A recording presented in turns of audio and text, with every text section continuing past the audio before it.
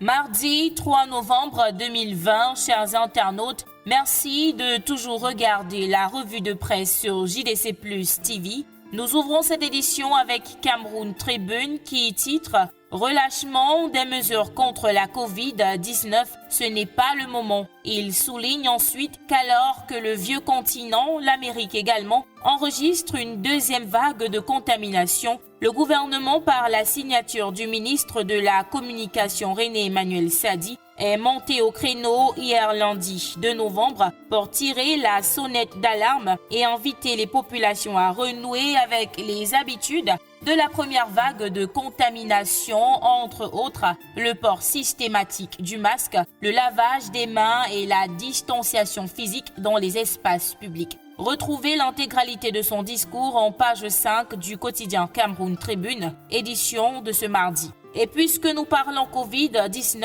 ce n'est plus un secret que cette pandémie a fortement impacté l'économie camerounaise et celle du monde en général. Dans l'édition de ce mardi, Mutation nous présente les piliers de la refondation de cette économie au travers des extraits exclusifs du livre blanc commis par le groupement interpatronal du Cameroun, JICAM, remis au gouvernement à la veille de la tenue de la 11e session du Cameroun Business Forum qui avait pour but d'étudier les différentes voies et moyens de remonter la pente. Pour plus de précision, lire la page 9 du quotidien Mutation, parution de ce jour.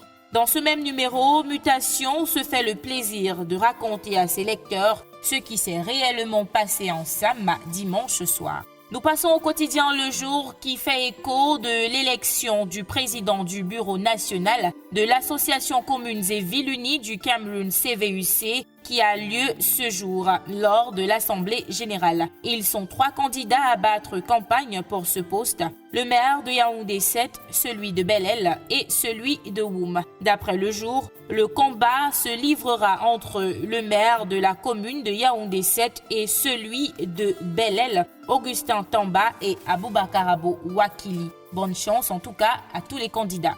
Du quotidien Le Jour, on fait un autre arrêt du côté du Messager qui parle de l'affaire Mebengo en grand titre, plus précisément du jeu trouble du ministère public, les incohérences qui ont émaillé l'audience du 29 octobre dernier au tribunal criminel spécial d'après le journal tâcheraient mal des manœuvres souterraines contre l'ex-ministre de la Défense.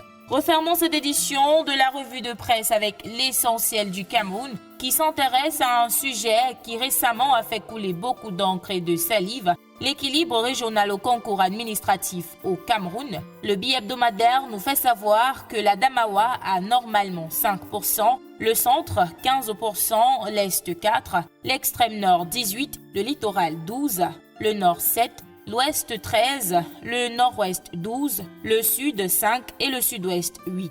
Alors, la question que se pose le journal est celle de savoir si cet équilibre est perpétuel. Pour connaître la réponse, lire le dossier de la rédaction en pages 4 à 6. Et c'est ainsi que nous mettons un terme à cette édition de la revue de presse sur JDC Plus TV. De votre fidélité, merci. À demain.